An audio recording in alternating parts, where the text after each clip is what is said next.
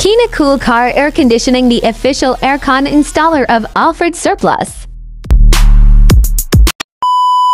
Yo, what's up mga kapriyon? Good morning for today's video na atay bios nga bisita. Ang problema niya mga kapriyon, gigi-check up namin na to ay buslot ang iyang evaporator. So stay tuned mga kapriyon, kaya to anang pull out to ng iyang dashboard. Ay syempre, way langan mga kapriyon ay para dalita mo human ato ada yung sugdan og bungkag ang bios kay para unyang taod or unyang hapon makuha na ni sir ang unit mga kapriyon.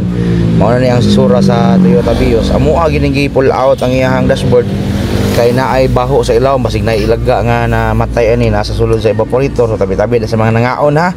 So ato na nang gikalingawan og pull out ang iyang mga accessories. So nga na siya mga kapriyon.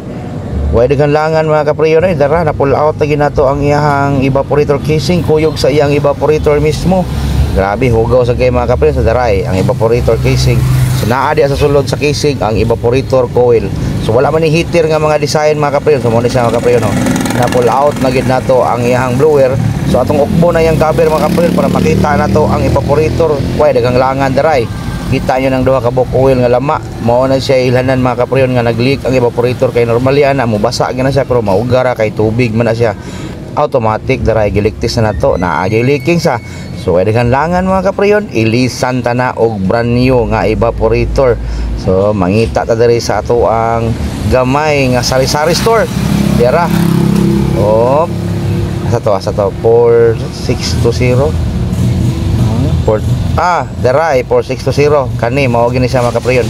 Ato ana siyang itaod mo na itong parts code sa ato ang evaporator dara.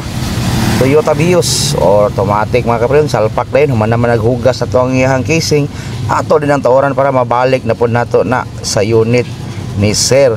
Okay, wala langan mga kapriyon nana nagpatong na ang evaporator casing mga kapriyon. Ato lang ipanaod ang mga wiring o gubang accessories niya dayon ang dashboard. So mintras nagtaod na sulod mga kapriyon, ato asa ginang vacuuman daan mga kapriyon para igo mahumantag salpak ay functional na ang atong aircon daray. Gamay lang kay kuwang mga kapriyon is 80% na ang atong nahuman na mga kapriyon kay cover sa babaw human ang mga stereo dara itawad na to yung binary climate control mga kapriyon para masalpak na gid nato nirong taon-taon mga kapriyon. Automatic na siya mga kapriyon, way daghang langas tanawa mga kapriyon. Ang stereo na po yatong gibirahan diha kay para mahuman na gid ta sa ato ang trabaho. So mao ni siya ang stereo, Android na ni, naka-upgrade na ni ang stereo mga kapriyon. So dagang langas fast forward gyapon na. Wa na matic na, mao na siya mga kapriyon. Salpak na gyud ang dashboard. Unya ato na sang i-fast forward para mahuman na gid nagtanan mga kapriyon ay. Okay, so daghang salamat sa mga viewers, subscribers mga kapriyon. Bye bye, God bless.